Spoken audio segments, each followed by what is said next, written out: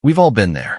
You meet a friend for coffee, and within minutes, you're swapping stories about work stress, annoying commutes, or the latest thing to worry about.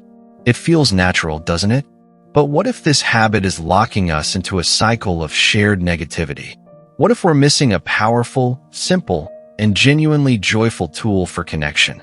Have you ever noticed how a single piece of negative news can dominate an entire conversation?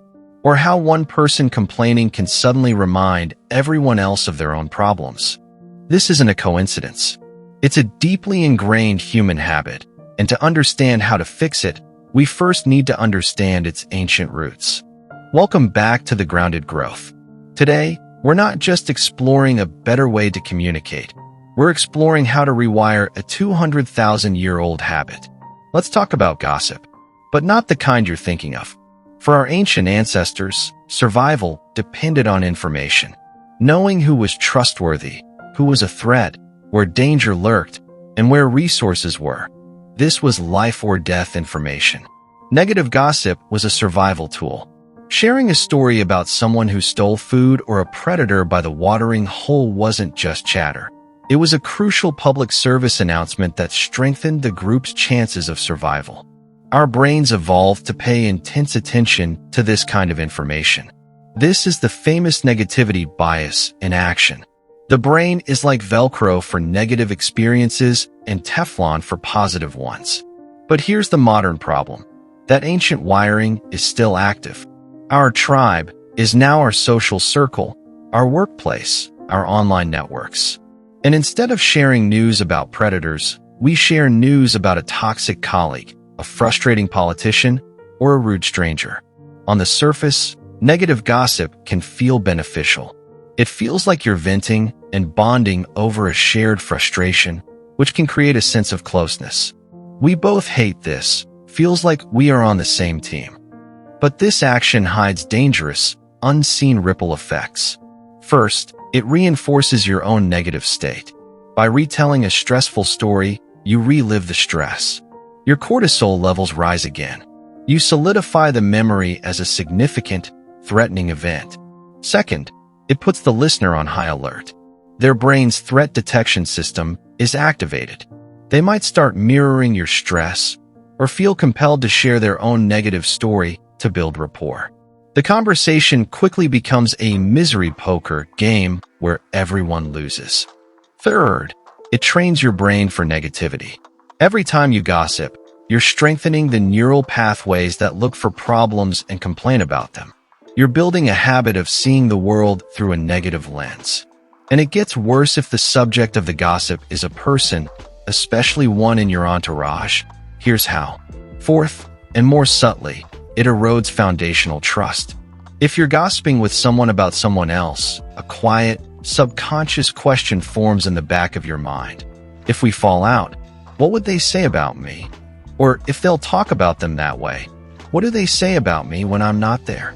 Fifth, you've just given them unspoken leverage. This is why gossip-based alliances are so fragile. We see it play out in celebrity circles and in private friend groups all the time. The same tool used to build a connection can become a weapon that destroys it. Sixth, you're not just sharing information. You're building a reputation as a source of negativity, and you're subtly teaching others to guard themselves around you. This ancient habit, once crucial for survival, is now a significant source of collective anxiety and social friction. But what if we could hijack this very same wiring for good? This is where the powerful concept of capitalization comes in for what I like to call, simply, positive gossip. Just as negative gossip had an evolutionary purpose, so does positive gossip. While negative gossip helped us survive, positive gossip helps us thrive. The research on this is not just clear, it's astounding. When you actively share a positive event with someone, you aren't just making a conversation. You are performing a powerful psychological technique. Here's what happens on a neurological level. For you, the sharer, it's like hitting the save and enhance button on your joy. The act of putting the experience into words forces your brain to process it more deeply. When you receive a positive response, your brain releases another wave of feel-good chemicals like dopamine and oxytocin. You don't just remember the event. You reconsolidate the memory as an even more positive and significant one. The joy is amplified and prolonged, directly counteracting the negativity bias. And for the listener, it's a gift. Hearing your positive news can trigger vicarious joy. Their brain can mirror your happy state. But the real magic for the relationship happens when they give an active, constructive response, when they get genuinely excited for you. This builds immense trust and intimacy. It signals, your happiness is my happiness. This creates a powerful, positive ripple effect of connection and well-being that strengthens the social fabric in the exact opposite way negative gossip tears it down. So we have a choice. We can continue to use our ancient social wiring to spread thorns, or we can consciously choose to use it to plant seeds. The habit is already there. The neural pathways are primed for sharing. We just need to shift the content from what's wrong to what's wonderful. So, how do we become cultivators of positive gossip, you ask? It's a skill, and like any skill, it starts with small, intentional practices. Here is your guide. 1. The art of finding the small win, the fuel. The biggest hurdle is believing your good news is big enough to share. The goal is to retrain your brain to spot the micro wins it normally filters out. A. Go micro. Did you finish a task you'd been procrastinating on? Did you find a perfect parking spot? Did your coffee taste exceptionally good this morning? These are your starting points. B. Reframe mundane moments. That quiet 5 minutes you had with your morning tea wasn't nothing. It was a moment of peace. The walk you took wasn't just a walk. It was a moment of connection with nature. C. Use a joy log. For 1 week, just before bed, jot down one tiny positive thing that happened. You're building a mental library of shareable moments and reinforcing those memories and building a habit to focus on the positives. 2. The delivery. Framing it as sharing, not boasting, the vehicle. Tone and framing are everything. The goal is invitation, not declaration. A. Use open-ended phrases, examples. I had the coolest little thing happen today. Or, you know what made me smile? Or, I have to tell you about this small victory I had today. B. Connect it to the listener, examples. It reminded me of that time we. Or, I knew you'd appreciate this. Or, it made me think of you because. C. Lead with vulnerability, not ego. I was so nervous, but I finally. Is more relatable and endearing than I aced that presentation. 3. Be a generous listener, the amplifier. This is the crucial other half. You must also become a connoisseur of other people's joy.